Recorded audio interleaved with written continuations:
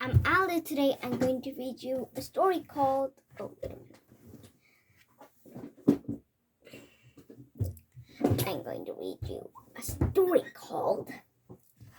Cocoa Magic. Are you ready to listen? Okay, I'm going to read you the story. Cocoa Magic. Daniel was only 4 years old when he made his first batch of chocolate from start to finish. His great uncle Louis, the Cocoa King of Charlotteland, didn't help him one bit, except to steady his hands as he poured the warm, silky chocolate in the mold.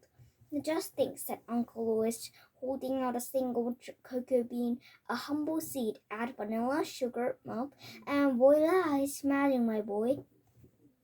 By the time Daniel was 8, he saved one precious hour every morning in the chocolate shop with his uncle. Together they craft wonderful treasures, melting and pouring, scraping, molding, and Daniel finished each gem in a pro.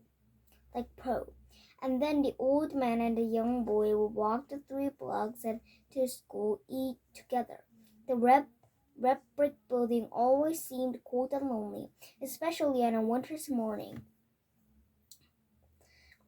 On one such morning, a new girl came to school.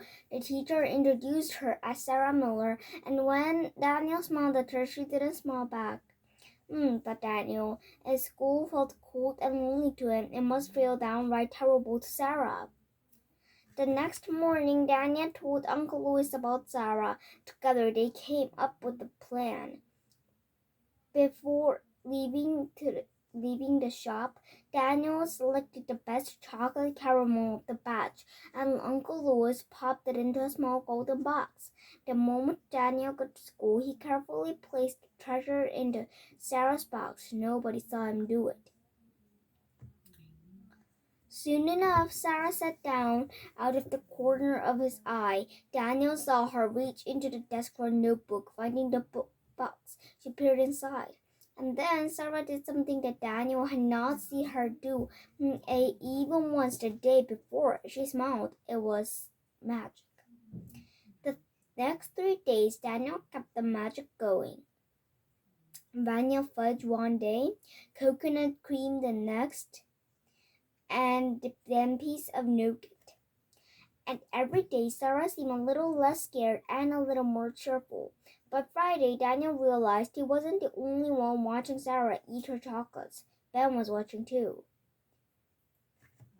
And so on Monday morning, Daniel brought 2 small golden boxes to school, one for Sarah and one for Ben.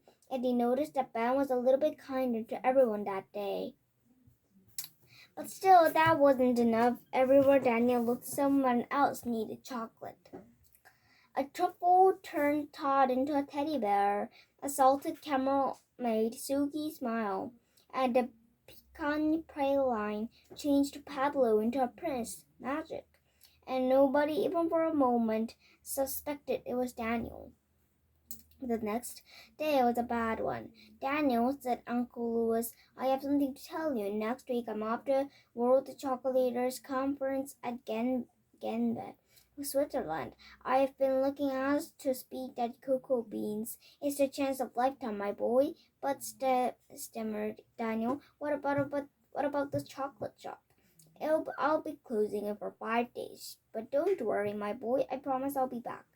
And then, to seal the deal, Uncle Louis hugged Daniel tight. 5 days? Daniel couldn't remember the shop closing for even 1 day, let alone 5. On Monday morning, Daniel trudged to school alone. He stopped for a long time outside the shop, peering into the darkness. What happened to the cocoa magic with Uncle Louis? The cheer would be gone. The smiles on the classmates' faces would disappear. Sure enough, the red brick school building was cold and lonely once more. This time, it was Daniel who felt terrible. The second morning was even lonelier. Nobody looked Daniel in the eye. Nobody came anywhere near him. And then, surprise! It was magic. And inside was snacks. Get here. Snacks. How did you know? Daniel asked Sarah. Daniel, said Sarah, you are a wonderful chocolater, but you are a terrible actor. From the day forward, the gift giving was unstoppable. Every student, and from kindergarten to 8th grade got in the act. So that's why it was happening. Uncle Louis was tickled pink, and somehow, magically, the red brick building never seemed cold or lonely again. Okay, this is the end. Is it end already? Well, and I don't understand. And this uncle has a chocolate shop, and its name is. There's a little girl whose name is Sarah, but I guess so. He said no one has seen him, but I guess these two, look, had seen him. Here, I guess a little bit Sarah has seen him, but why did it say that nobody see him? And here there are many people, and one day plus the teacher was a very good day, and I promise that I don't know why this world chocolater is the one who makes chocolate.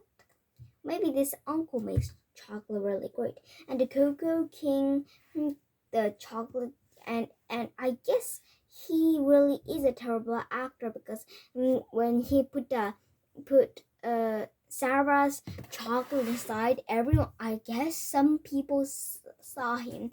Okay, today I read a book called Cocoa Magic. Well, this story, I saw really delicious chocolate.